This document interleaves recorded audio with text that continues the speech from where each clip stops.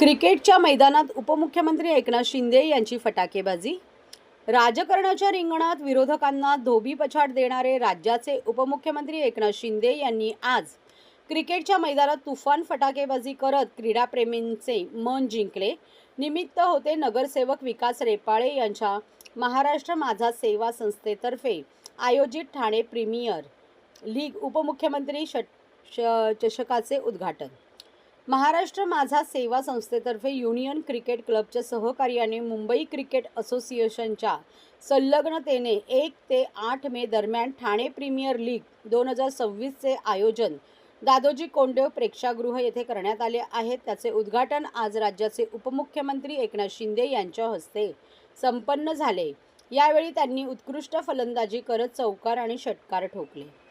उद्घाटन समारंभाला प्रमुख पाहुणे म्हणून ठाणे महापालिकेचे उपमहापौर कृष्णा पाटील, सभागृह नेते हनुमंत जगदाळे, विरोधी पक्षनेते शानू पठाण, मुंबई क्रिकेट असोसिएशनचे सेक्रेटरी उन्मेष खानविलकर, कार्यकारी सेक्रेटरी CS नाईक, युनियन क्लबचे तुषार समाणी, रॉयल क्लबचे सुनील करंदीकर, व्होल्टाचे अधीर काजारी, ठाण्याचे माजी महापौर रमेश वैती, स्पोर्टिंग क्लब कमिटीचे अध्यक्ष विलास जोशी, स्पर्धेचे आयोजक मुंबई क्रिकेट असोसिएशनचे एपेक्स काउन्सिल मेंबर विकास रेपाळे, नगरसेविका नम्रता भोसले जाधव आदी मान्यवर उपस्थित होते। यावेळी ठाण्यातील रणजी खेळाडू चिन्मय सुतार, साईराज पाटील आणि अखिल हेरवाडकर यांचा एकनाथ शिंदे यांच्या हस्ते सत्कार करण्यात आला। लेदर क्रिकेट खेळणाऱ्या ठाणे जिल्ह्यातील खेळाडूंना हक्काचे व्यासपीठ उपलब्ध करून देणारी TPL नावाने प्रसिद्ध असणारी ही क्रिकेट स्पर्धा गेली 14 वर्ष ठाण्यात रंगत आहे। IPL आणि रणजी करंडक स्पर्धेतून खेळलेले क्रिकेटपटू लीगमध्ये खेळताना ठाणेकरांना पाहता येणार आहे। तसेच स्पर्धेदरम्यान ठाणे जिल्ह्यातील गुणवंत पण गरजू असलेल्या खेळाडूंचा सन्मान करण्यात येणार असून त्यांना क्रिकेट साहित्याचे वाटप करण्यात येणार आहे।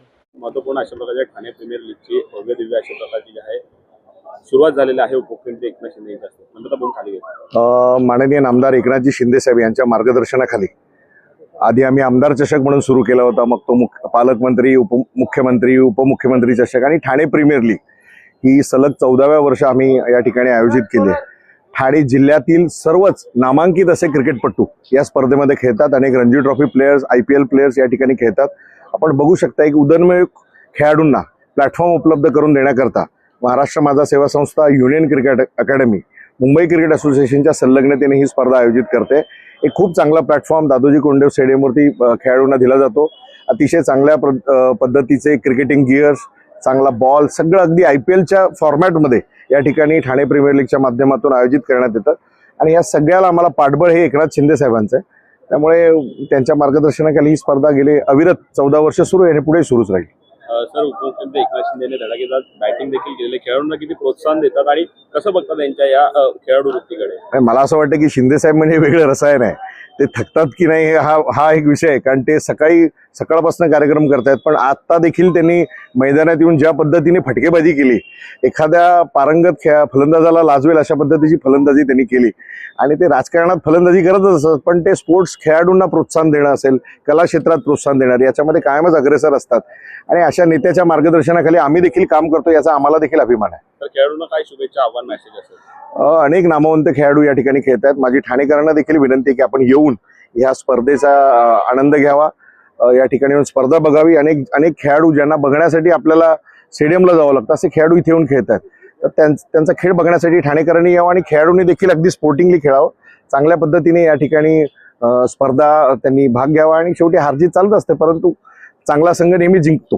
त्याचा सीझन बरोबर ठाण्यात टेनिस पण मोठी स्पर्धा लागली स्पर्धेच्या माध्यमातून। मी जेव्हा टेनिसची स्पर्धा सुरू होती त्यावेळेला म्हणालो की त्या टेनिस क्रिकेटला सुगीचे दिवस आलेत, कारण त्यांना अध्यक्षच डॉक्टर श्रीकांत शिंदेसारखा भेटला, जो स्वतः एक क्रीडा रसिक आहे, स्वतः खेळाडू आहे।